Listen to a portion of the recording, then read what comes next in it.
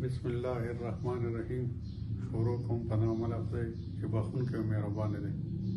ګرانو ملګرو، لکه څنګه چې تاسو ته پته وه، موږ په لومړي ویډیو کې د پښتو د املا باره کې خبرې کړې وې او بعض هغې لفظونه وو چې د اردو نه راغلي وو او بعض د پښتو خپل حروف و تورې وو. نو د هغې وضاحت هم کړی وو. موږ وایو چې لکه بنیاد دغه دی چې د الف ب نه شروع شي، وروسته بیا اسانېږي. هغه بنیادي خبرې په دې وجه مې ورته وکړې. او اوس په موږ راځو زموږ په روزمره کې چې کوم لفظونه موږ وایو استعمالوو چې د هغې صحیح کره پښتو چې ده نه څه ده، کم دي، کم لفظونه دي یا کم توري دي. نو دا موږ لیکلي دي مخکې نه. موږ وایو چې دا پلانکې کاروبار ډېر پیدامند دی، لکه دا ټول وایي که نه، او یا وایي چې دولتمند دی. نو د پیدامند پښتو خپله چې ده نو هغه ده ګټور. موږ به وایو دا کاروبار ډېر ګټور دی. پیدامند ته ګټور وایي. اوس دولتمند ده، د دې خپل پښتو لفظ چې دی پکاره چې موږ هم دا پښتو دا بیا استعمالوو. زموږ مقصد هم دا دی چې زموږ پښتو کره شي، خپل اصلي عادت له راشي. دولتمند ته وایي شتمن، شتمنه، لکه موږ چې څنګه وایو که نه چې دی په هر څه شته دی. ښه، بل موږ دغه لفظ استعمالوو نمکین.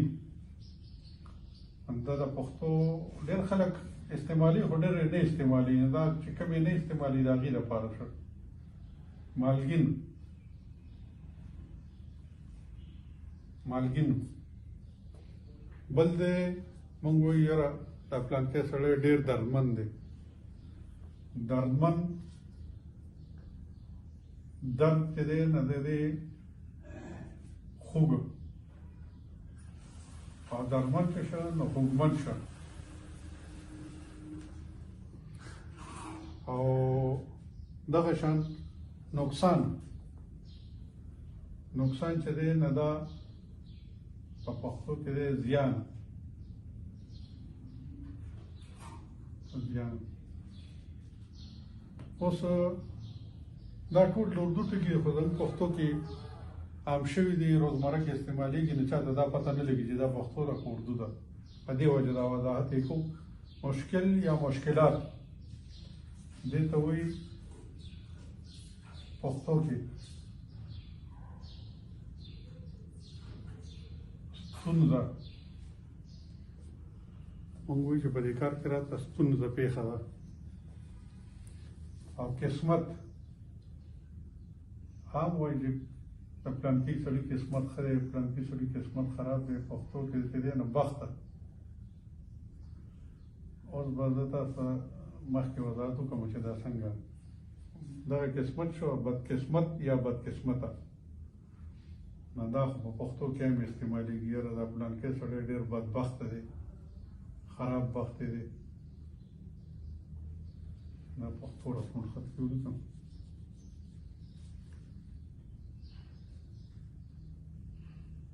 بدبخته. خو دا موږ وایو چې بعضې کارونه، بعض خلک، بعض ځایونه هغه بعض دی. د دې پښتو کې دی ځینې، عظیم دی، دا یې ده او دا. خو دا موږ چې کوم ځای کې د یې اواز راځي د جمع لپاره، نو پکاره چې دا دوه نقطې ترې لاندې کوم. ښه، ښه. اوس باز په ځای ځینې دی. په دې اوس خاص موږ وایو دا پلانکی څیز ډېر خاص دی یا هغه دی. د هغې لپاره راځي پښتو کې ځانګړی، ځانګړی خاص کوي. بل لا تقریبا، تقریبا موږ استعمالوو ډېر فارسه کې. دې ته پښتو کې وایي کابو. لکه کابو، دا ماشوم به کابو د کال وي. بل دی فرق دا فرق چې دی که نه دا دې ته پښتو کې وایي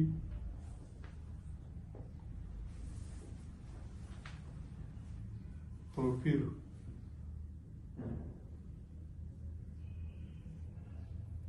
لکه دې دواړو کې څه فرق دی دې دواړو کې څه توپیر دی ها بل سالګره ټکي مونږ ډېر استعمالوو دا اردو دی دې ته پښتو کې وایي کلیزه کلیزه بل احترام موږ د بلنکي سړي ډېر احترام کوو د هغې دپاره دی درناوی احترام درناوی عزت احترام دواړو دغه راځي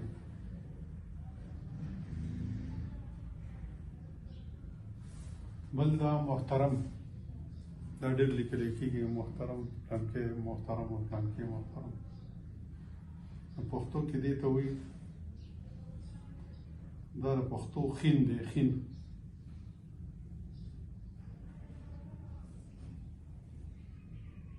ښاغلی محترم په دی ښاغلی موږ وایي قدرمن محترم دا هغه لفظ دی بل مؤنث لپاره لکه زنانو لپاره موږ دا محترمه لفظ استعمالوو د دې لپاره دی ښاغلی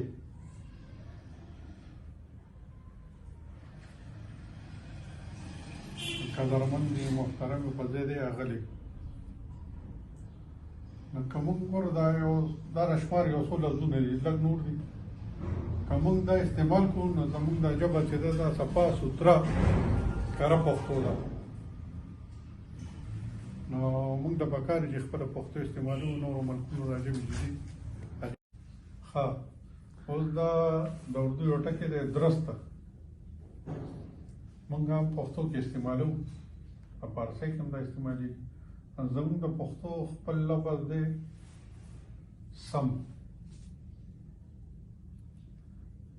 لکه درست دا کار درست دی دا کار سم دی او بل دی قدم قدم چې دی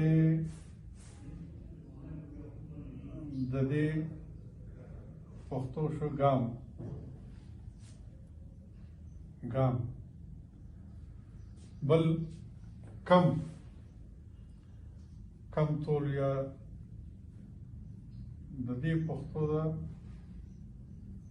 لږه کم لږ چې د پښتو خپل لفظونه یې زه یم چې هم هغه استعمال شي ښه کردار دا د اردو او د دغه فارسۍ دی کړنه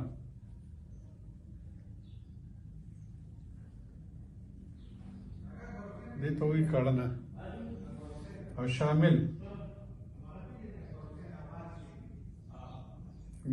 شامل ته وایي ګډه ٹھیک شه اوس استاد استاد ته وایي پښتو کې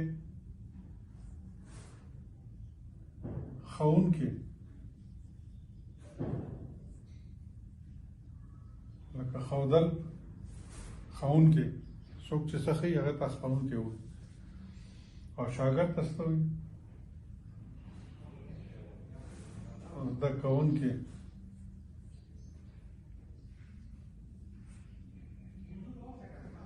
زده کوونکی او بل لفظ دی فرمایشه موږ وایو چې زموږ په فرمایش باندې داسې د غوښتنه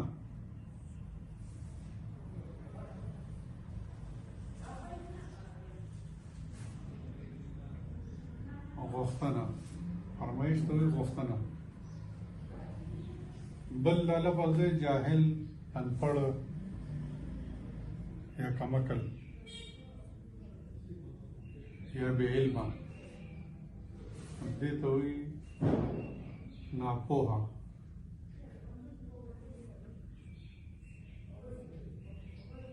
ناپوهه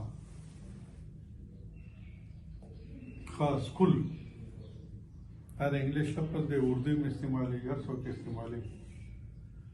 دې ته وایي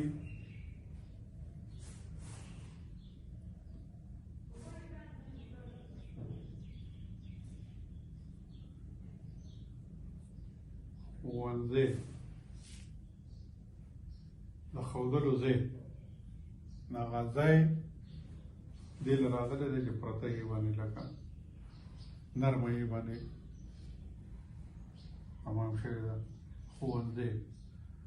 عالم موږ وایو چې که پلانکي څیز باندې پلانکي علم دی نو مطلب دی چې پوهه دی.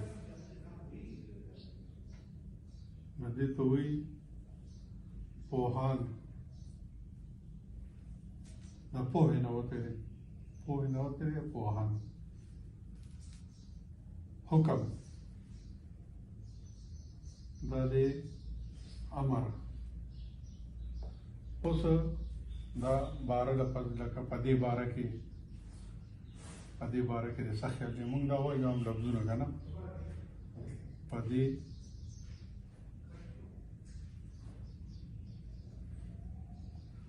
باره کې.